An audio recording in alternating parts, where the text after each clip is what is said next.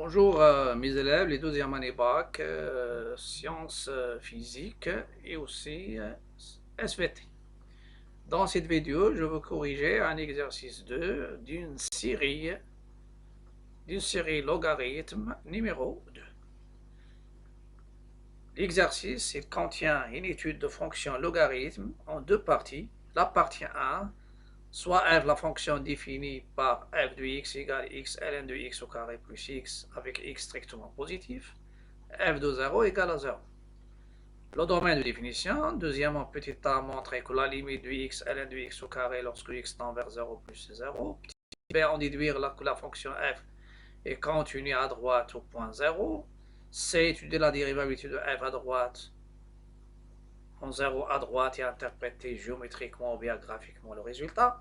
Troisièmement, calculer la limite de f de x en plus l'infini, puis étudier la branche infinie de c de f au voisinage de plus l'infini. Quatrièmement, calculer f' de x pour x appartient au domaine moins de 5 autant 0 et étudier les variations de la fonction f. Cinquièmement, petit a, la dérivée seconde, calcul de la dérivée seconde. Petit b, étude de la concavité.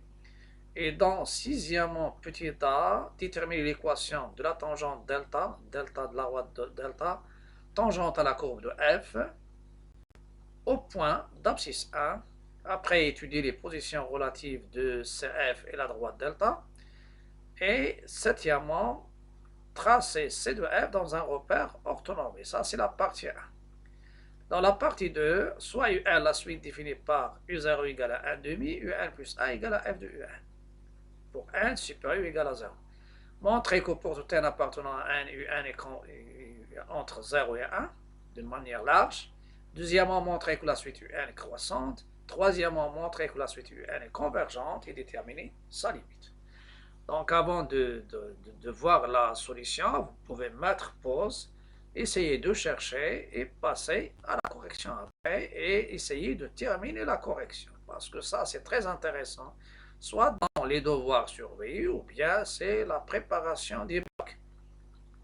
Deuxième session, bien sûr, c'est le deuxième semestre, pardon. On s'approche au bac, donc on doit attaquer bien sûr le logarithme et après passer à la fonction exponentielle. La première partie, je vais déterminer le domaine de définition. Domaine de définition, vous pouvez remarquer qu'il y a deux morceaux. Il y a le premier morceau, c'est la fonction f définie par f de x et x ln de x au carré plus x avec x strictement positif. Donc ce morceau, il est défini lorsque x est strictement positif. Et ça donne, donc, ce morceau, il exclut le 0. Mais cette condition, elle donne que la fonction f est définie au point 0. Ça veut dire 0, il est dans le domaine. Donc, x, on a x appartient au domaine, équivalent x strictement positif. Et comme f de 0 égale à 0, f de 0 égale une constante. C'est pas forcément 0, c'est pour avoir la continuité. Mais une fois on donne f de 0 égale une constante, ça veut dire un réel, ça veut dire le 0, il est dans le domaine. Donc le domaine de définition, c'est le domaine, c'est la partie, le domaine de f1, c'est-à-dire de cette partie qui est l'intervalle ouvert 0 plus l'infini, union le singleton 0. Donc, ici il n'y a pas de 0, ici on ajoute 0, donc ce sera l'intervalle fermé, 0 plus l'infini. La limite, deuxièmement, petit a, montrer que la limite de x ln de x au carré lorsque x tend vers 0 plus c'est 0. Cette limite, on la trouve le plus souvent dans les devoirs surveillés. On peut la trouver dans des devoirs à domicile et on peut la trouver aussi dans l'examen national ou bien les examens en général. Si vous voulez calculer la limite, lorsque x tend vers 0 plus ln de x tend vers moins l'infini avec le carré de plus l'infini fois 0, format déterminé. C'est, vous changez la forme. Au lieu de ln de x au carré, je prends x ln de x comme fonction fois ln de x. La même chose, la limite de x ln de x en 0 plus c'est 0, et ln de x tend vers moins l'infini, donc ça donne forme indéterminée. Donc la seule technique que vous avez, c'est la seule technique, bien sûr, donc, qui est conforme au programme du bac. On pose t, ou bien grand X égale racine de petit x. Donc, ça donne, par équivalence, x c'est t au carré. Et lorsque x tend vers 0 plus, alors, bien par équivalence, t, il tend vers 0 plus. Et je vais revenir à ma limite et je remplace. Je remplace. Donc, la limite lorsque x tend vers 0 plus, lorsque x tend vers 0 plus de x ln de x au carré, lorsque x tend vers 0 plus, après je vais remplacer x par t carré, et le x par t carré à l'extérieur et à l'intérieur. T carré, ln de t au carré et le tout au carré. J'utilise le fait que ln de t au carré, c'est 2 ln de t. Des opérations. Donc ça va me donner, et le t, il va tendre vers 0 plus. Donc lorsque vous changez la variable, la deuxième limite, il faut avoir une seule variable, c'est la nouvelle. Donc c'est la limite de t carré de ln de t au carré lorsque t tend vers 0. Après, il y a le 2 au carré, ça donne 4. Vous pouvez la faire sortir de la limite. Et ça reste t, ln de t carré, ln de t au carré. Et essayez d'utiliser les opérations pour revenir à une limite remarquable. Donc c'est la limite lorsque t tend vers 0 de t carré 4 ln de t au carré. Et je vais l'écrire, c'est la limite de 4 t ln de t, le tout au carré, pour pouvoir utiliser cette limite. Je peux faire 4 et je fais la limite de t ln de t lorsque t tend vers 0 plus, et cette limite, le tout au carré. T ln de t tend vers 0 lorsque t tend vers 0 plus, c'est une limite remarquable, donc ça 4 fois 0 c'est 0, et ça donne la limite demandée, c'est 0. Après la continuité. La continuité de f en 0 à droite ou bien à droite au point 0, je calcule la limite de f de x lorsque x tend vers 0 plus. C'est la limite de x ln de x au carré plus x lorsque x tend vers 0 plus. Je sais que cette limite, c'est déjà calculée, elle tend vers 0. Sa valeur, c'est 0. Et le x, il tend vers 0, donc ça donne comme limite 0 qui est f de 0. Donc f est continu à droite au point 0. Après l'étude de la dérivabilité à droite au point 0. Donc, je calcule la limite de f de x moins f de 0 sur x moins 0 lorsque x tend vers 0 plus. Donc, je remplace f de x par x ln de x au carré plus x et je remplace f de 0 par 0. Ça me donne 0 sur 0, donc je dois factoriser dans ce cas-là. En général, on utilise les limites remarquables. Logarithme, il y a une limite remarquable, la limite de ln de x plus 1 sur x lorsque x tend vers 0, elle est égale à 1. Donc, dans ce cas-là, je factorise par x, après je simplifie, et ça reste, cette limite, elle est égale à la limite de ln de x au carré plus 1 lorsque x tend vers 0 plus. Et je sais que la limite de ln de x en 0 plus, c'est moins l'infini. Avec le carré, il donne plus l'infini, et le 1, c'est négligeable. Donc f n'est pas dérivable à droite au point A. L'interprétation graphique, ou bien géométrique. Puisque la limite des taux d'accroissement lorsque x tend vers 0 plus égale à plus l'infini, alors c de f admet une demi-tangente verticale à droite au point O de coordonnées 0, 0 et dirigée vers le haut. Pourquoi? Parce qu'il y a 0 plus avec ce signe, ce symbole à droite, plus égale plus l'infini avec le signe. Même chose. Si le symbole avec le signe sont les mêmes, ça sera vers le haut. S'ils ne sont pas les mêmes, ça sera vers le bas. Dirigé vers le bas. Demi-flèche dirigée vers le bas. Troisièmement, calculant la limite de f de x en plus l'infini. Cette limite est égale à la limite de x ln de x au carré plus x. Je sais que la limite de ln de x, ce qui est intéressant, c'est celui-là, limite remarquable, c'est plus l'infini. Avec le carré, c'est plus l'infini. Fois plus l'infini, c'est plus l'infini. Vous avez l'infini fois l'infini, c'est l'infini. Voilà, ça, les infinis. Ça, c'est pour expliquer. Donc, égal plus l'infini. Donc, la limite de f de x en plus l'infini, c'est plus l'infini.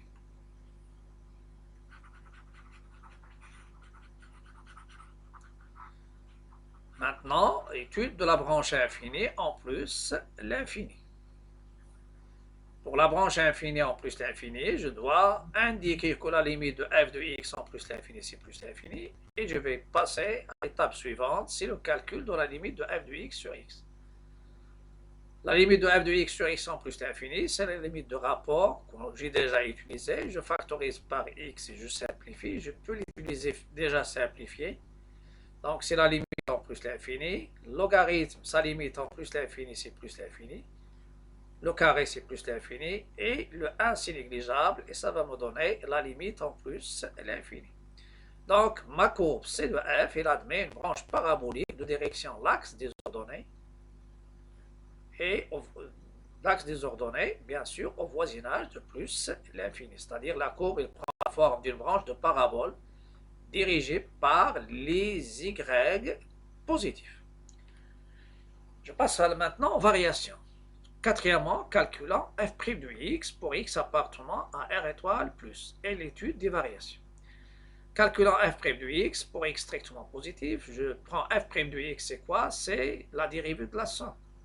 La dérivée de la somme, c'est la somme des dérivées. Donc, c'est x ln de x au carré prime plus la dérivée de x. Après, il y a la dérivée de produit. La dérivée de produit, c'est-à-dire u fois v, sa dérivée, c'est u' v plus uv'. La dérivée de la puissance, u à la puissance n, sa dérivée, c'est n u', u à la puissance n moins 1. Et la dérivée de ln de x, c'est 1 sur x. Et la dérivée de x, bien sûr, c'est 1. J'applique les règles soigneusement. Donc, la dérivée de x, x' fois ln de x de tout au carré, plus x fois ln de x au carré de tout prime, et plus 1. La dérivée de x, x' c'est 1, ln de x au carré, x fois 2. Maintenant, la puissance. 2 fois la dérivée de ln, ce qui est au-dessous de la puissance, sa dérivée, fois ln de x à la puissance 2 moins 1 qui est 1 et plus 1. Ça donne après ln de x au carré plus 2x fois 1 sur x. Et les x ils vont se simplifier. Ça reste ln de x fois 2 plus 1. Donc f' de x c'est quoi? C'est ln de x au carré plus 2 ln de x plus 1. Et vous pouvez remarquer ici que ça c'est un trinôme en ln. Si ce n'est pas une identité remarquable, on peut poser grand X ln de x et on essaye de factoriser ce trinôme en se basant sur le discriminant, si le discriminant est positif. Sinon, dans ce cas-là, le discriminant, ça sera b carré moins 4ac, donc 4 moins 4, c'est 0. Donc, c'est de la forme a facteur de x moins le alpha qui est normalement la racine, le tout au carré. Et ici le A c'est 1, le B c'est 2 et le C c'est 3. Et tu poses grand X égale ln de x. Mais c'est pas la peine de faire ça parce que tu remarques que ln de x au carré c'est a carré plus 2ab a plus a au carré. Donc c'est ln de x plus a au carré qui est supérieur ou égal à 0. Donc ma fonction, ça sera croissante sur R étoile plus. On a quel que soit x à part strictement positif, f' de x est strictement positif, donc f est croissante sur 0 plus l'infini. Mais vous pouvez remarquer qu'il va s'annuler. f' de x égale à 0, équivalent à ln de x plus a au carré égale 0, équivalent à ln de x plus a égale à 0, donc équivaut à ln de x égale à moins 1, utilisez la plus a, donc ln de x, donc x égale l'exponentielle e à la puissance moins 1 qui est 1 sur e. Donc je passe au tableau de variation. Ma dérivée, donc je dresse un tableau x, f' de x et f de x ou bien variation de f. 0 et j'indique ici plus l'infini, en plus l'infini. Il y a le 1 sur e, ma fonction dérivée s'annule, il s'annule en 1 sur e. Mais il est positif, il n'est pas dérivable à droite au point 0, c'est pourquoi je mets 2 barres, mais il est défini en 0, donc de 0 c'est 0. Donc ma fonction il croît de 0 vers, c'est-à-dire de 0 vers plus l'infini. je calcule, je calcule f de 1 sur e, bien e à la puissance moins 1. C'est 1 sur e, ln de 1 sur e au carré, plus 1 sur e. Ln de 1 sur e, c'est moins ln de e, et le ln de e, il est égal, ln de e, il est égal à 1. Donc ça, c'est 1. Donc ça donne moins 1 au carré, c'est 1. Moins 1 au carré, c'est 1. Ça donne 1 sur e plus 1 sur e, c'est 2 sur e. Donc f de 1 sur e égale à 2 sur e. Normalement ici, la dérivée, on verra, ben, il y a une proposition qui dit c'est la fonction, si la dérivée seconde s'annule en un point d'abscisse x0 et si la fonction ne change pas de monotonie, ça veut dire si elle est soit croissante ou bien décroissante, et si la dérivée s'annule et la fonction garde sa monotonie soit croissante soit décroissante, ce point c'est un point d'inflexion, on verra il y a une partie qui traite ce point d'inflexion qui est de coordonnées 1 sur e, 2 sur e. C'est la dérivée seconde. Voilà. Calculons maintenant f seconde de x pour x positif strict. Soit x strictement positif, la dérivée seconde c'est quoi? C'est soit vous prenez, normalement c'est pas forcément que je prends la forme, la dernière forme qui est ln de x plus 1 au carré. Parfois, pour la dérivée seconde, je choisis soit la dernière forme ou bien une forme avant qui est facile pour le calcul de la dérivée. Par exemple, il y a ln de x au carré plus 2 ln de x plus a, c'est si on ne maîtrise pas, c'est-à-dire la dérivée de la puissance, on va utiliser la forme qui était avant, mais même la forme qui était avant, il va utiliser la dérivée d'une puissance qu'on a déjà utilisée dans la dérivée première. Donc, c'est 2 fois ln de x plus 1 prime fois ln de x à la puissance de moins 1. Mais ln de x prime, c'est quoi? La dérivée de ln de x, c'est 1 sur x. Le 1, c'est 0, parce que le 1, c'est à l'extérieur. Il y a le 2 et ln de x plus 1. Ça me donne 2 sur x, et 2 sur x, c'est positif. Et ln de x plus 1. 2 sur x positif, donc la dérivée seconde, son signe, c'est le signe de ln de x plus 1. Voilà.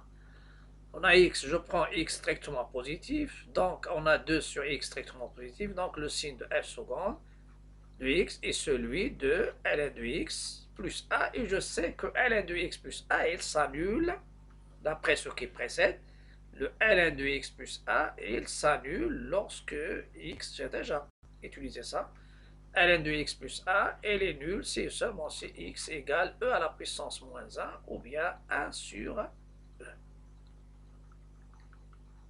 Voilà, donc je dresse un tableau de signes de ln de x plus 1.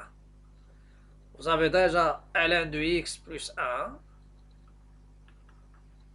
il est égal à 0, équivalent ln de x égale à moins 1, équivalent x égale e à la puissance moins 1, ou bien l'exponentielle de moins 1. Donc, x, 1 plus ln de x, le 0, il s'annule cette expression, bien, il s'annule en 1 sur e, mais à droite, normalement le coefficient de ln c'est positif, donc à droite ça sera positif, à gauche c'est négatif. Et même pour l'exponentielle de x, e à la puissance x, pour les gens qui ont déjà abordé l'exponentielle népérien. Ou bien je prends x supérieur ou égal à 1, c'est-à-dire dans cet intervalle, supérieur ou égal à 1 sur e, ln de x supérieur à ln de 1 sur e qui est moins 1, et ajouter 1, ou bien directement, ça donne ln de x plus 1, ou bien 1 plus ln de x positif, et c'est négatif. Et je vais donner un tableau de signe où il y a la concavité. Dérivée seconde, négatif, elle s'annule, positif. Donc la concavité sur l'intervalle 0,1 sur E, il est vers le bas, concavité de CDF, soit dans un tableau, ou bien je dis sur la fonction sur 0,1 sur E, sa concavité est dirigée vers le bas, et sur l'intervalle 1 sur E plus l'infini, il est dirigé vers le haut pour sortir de concave et convexe. Et le point où la dérivée s'annule, c'est ce point-là, donc il nous donne Le point I de coordonnées 1 sur E, 2 sur E, c'est un point d'inflexion de la courbe de f. On passe maintenant à la tangente. La tangente ACF. Il y a une question de la tangente. Déterminer l'équation de la tangente de la droite delta, tangente ACF au point d'abscisse 1. On sait que l'équation de la tangente de delta, y égale à f' de x0, facteur de x moins x0 plus f de x0. Et le x0 ici, soit c'est 1. Donc delta, il est d'équation y égale à f' de 1, facteur de x moins 1 plus f de 1. Je calcule f de 1, je trouve 1. Je calcule f' de 1, je trouve aussi 1. Donc delta, il est d'équation y égale à 1, facteur de x moins 1 plus 1, c'est x moins 1 plus 1, en simplifiant les moins 1, ça reste x, donc c'est la première bisectrice.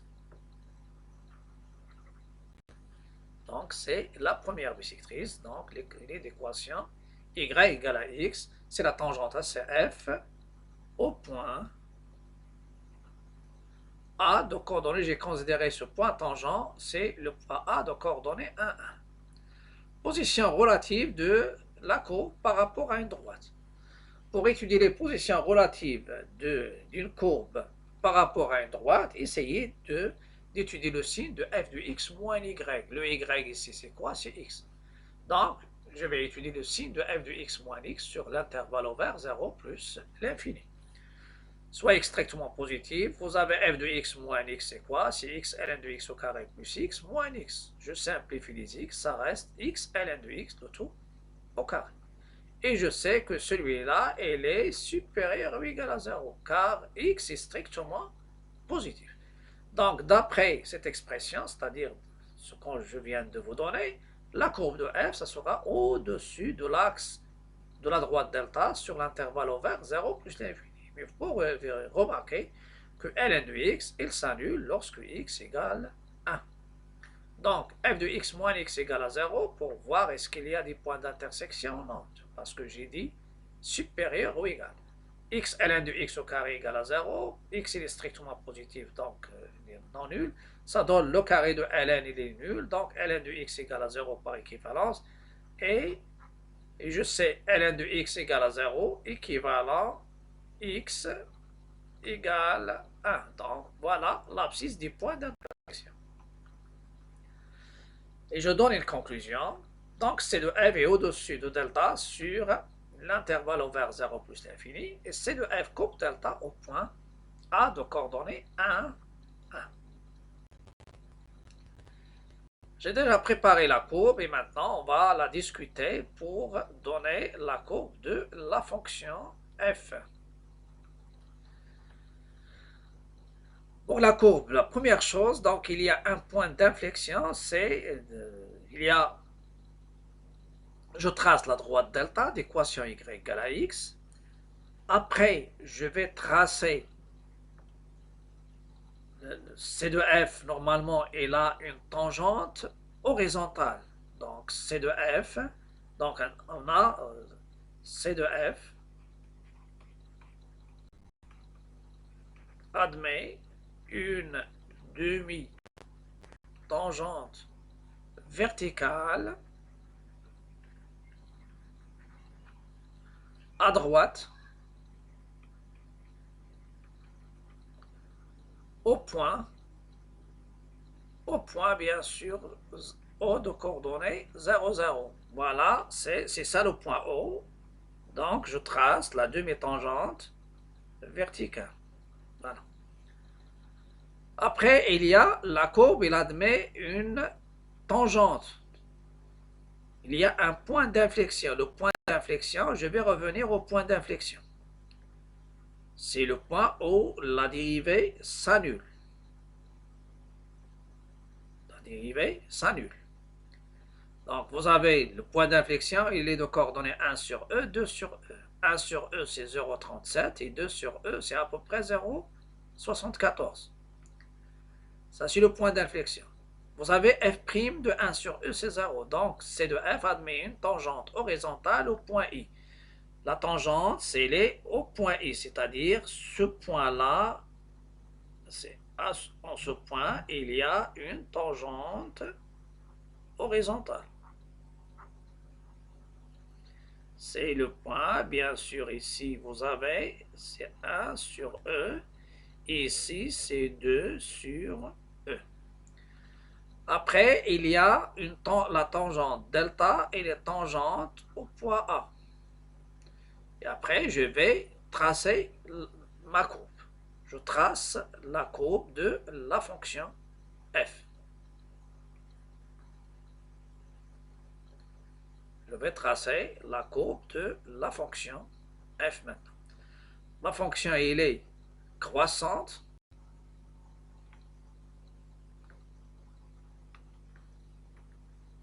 Elle est croissante. Donc ici, il y a, je fais le traçage, voilà, tangente. Il y a la tangente horizontale, donc il y a une courbure. Normalement ici, il y a tangente verticale. Donc je fais le traçage comme ça. Mais attention, ici, le traçage, il y a point d'inflexion. Donc il y a point d'inflexion. Il y a le point A. Donc point d'inflexion, donc la courbe, il devient, ça c'est au-dessous, ici au-dessus. Il y a la tangente, c'est-à-dire delta, et après il croît. Donc il y a un point d'inflexion. Point d'inflexion, c'est ici. Voilà.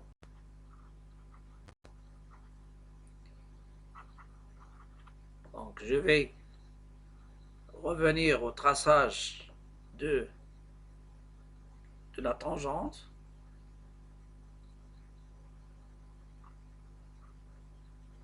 La tangente. Et la courbe, normalement ici c'est au-dessous. Et après il devient au-dessus. Et il continue à croître.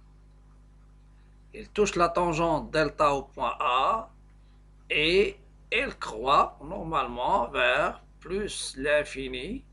Et la courbe, il va admettre une branche parabolique de direction l'axe des Y. C'est ça l'axe des X. Donc ça me donne la courbe de ma fonction f.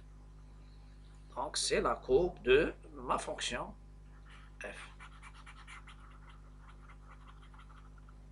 Voilà. Ça c'est la représentation de ma fonction f.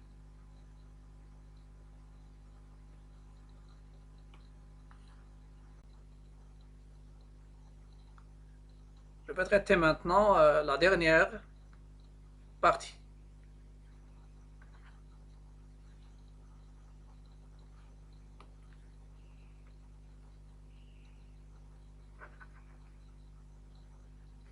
Alors,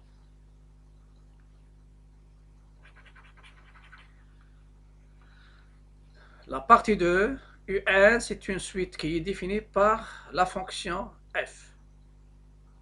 Son premier terme, c'est U0 égale à 1 demi, UN plus 1 égale à f de UN. Donc, je vais traiter cette partie de suite définie par une fonction sans revenir à l'expression, c'est-à-dire je donne UN plus A égale UN fois ln de UN, le tout au carré, plus UN. C'est-à-dire je vais traiter le problème d'une manière simple. Donc la première chose, la première question, montrant par récurrence que pour tout n appartenant à n, UN est supérieur ou égal à 0, inférieur ou égal à 1.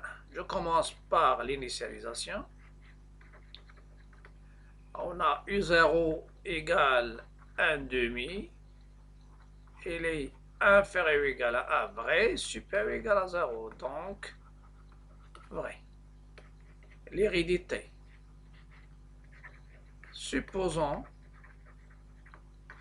que UN est compris entre 0 et 1, vrai, pour un n supérieur ou égal à 0, et montrant que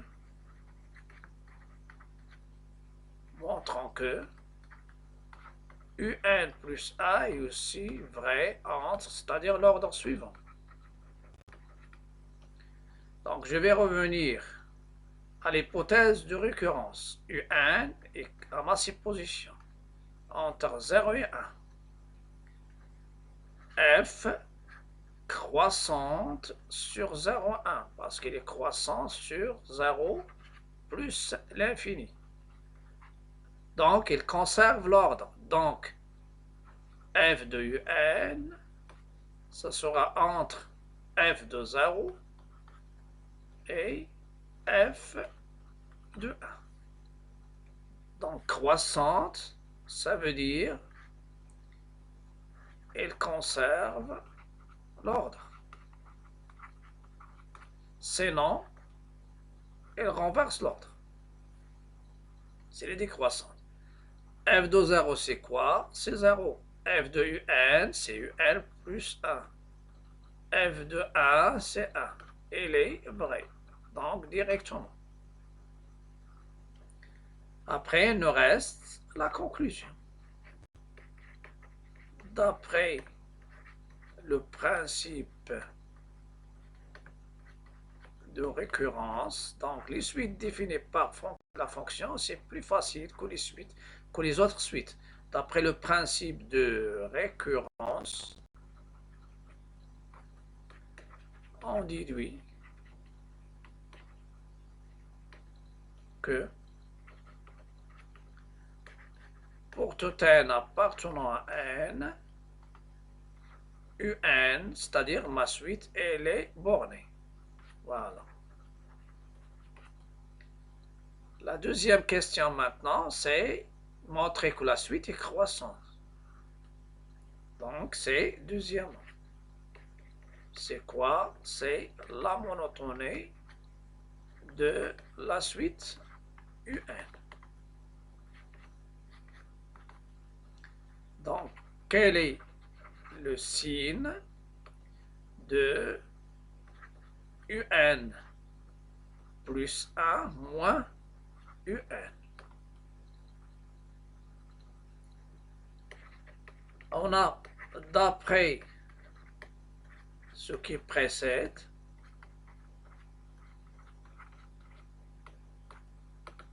quel que soit x appartenant 0 plus l'infini, vous avez f de x moins x, il est supérieur ou égal à 0. Supérieur ou égal à 0. Position relative. Et j'indique ça. Position relative de la courbe f de x supérieur ou égal à 0. Ceci implique que quel que soit x appartenant à 0, 1, vous avez f de x, il est supérieur ou égal à x. Ou bien la différence, elle est négative, positive ou nulle. Voilà. Voilà. Ce que je vais colorer, c'est celle-ci. Position relative sur l'intervalle en question. L'intervalle 0, 1. Parce que les U1, ils sont dans 0, 1. Donc, dans ce cas-là, je vais poser x, c'est UN. Et UN, il appartient à 0, 1. Pour n supérieur ou égal à 1. Donc, quel que soit n appartenant à n, je vais trouver f de un moins un est supérieur ou égal à 0. Quel est f de un? C'est un plus 1 moins un positif ou nul. Et ceci, il me donne que ma suite, elle est croissante. D'où un est croissante.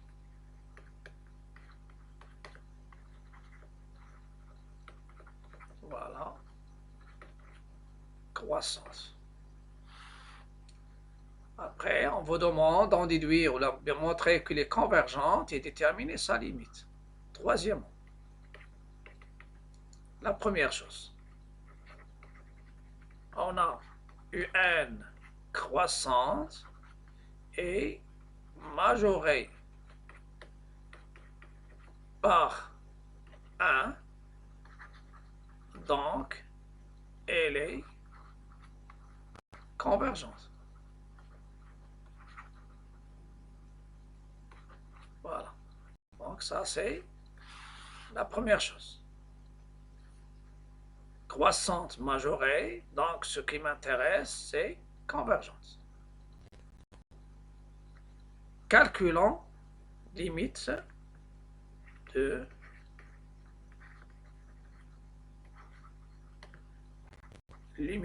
un lorsque n tend vers plus l'infini.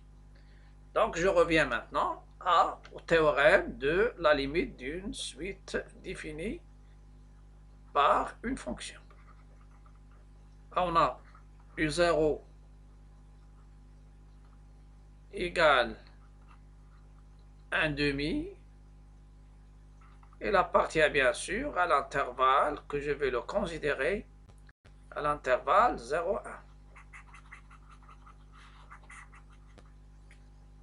Et 0 qui est égal à 1 demi appartient à l'intervalle 0,1 que je vais le considérer, c'est I. F et UN plus A égale à F de N. Avec la première chose, F continue sur I, car elle est dérivable sur I. Voilà, continue, donc elle est dérivable.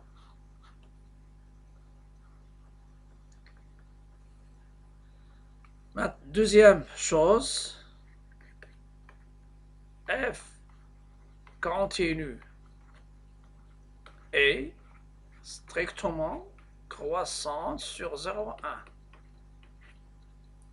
Ceci implique que f de l'intervalle I, qui est f de l'intervalle 0,1, elle est égale f de 0, f de 1, qui est égal 0,1.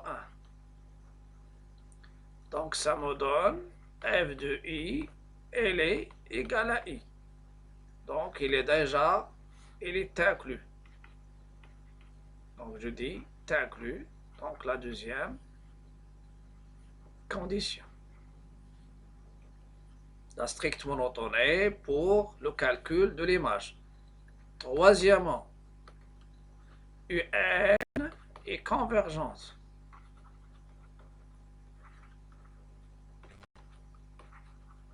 Donc, sa limite, L, est solution de l'équation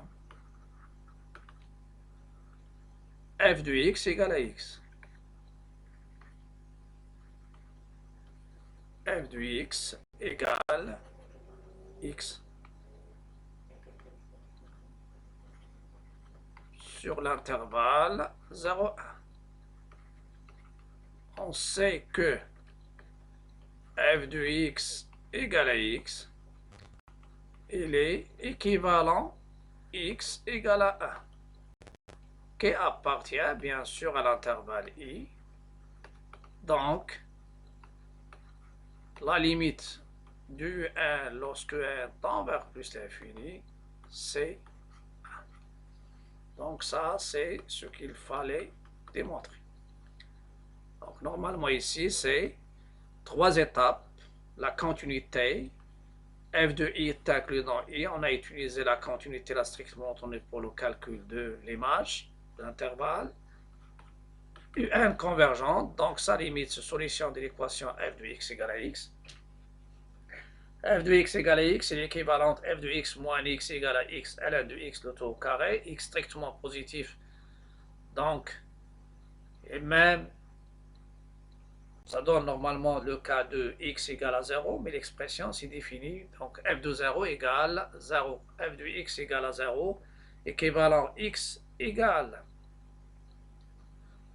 et x égale à 1,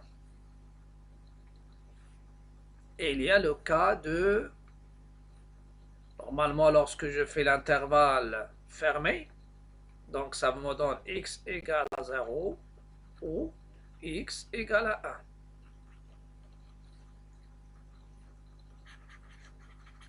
Donc, il y a 0 ou bien 1. Les deux sont dans l'intervalle i. Les deux sont dans l'intervalle i. Mais puisqu'il est croissante, ou x égale à 1, et comme un est croissante, alors la limite, ça sera le 1. Si elle est décroissante, ça sera le 0. Et ça me donne la limite de un, c'est si elle est croissante majorée par 1, donc il va converger vers 1, puisqu'il est convergente. Et le 1, c'est le plus petit des majorants.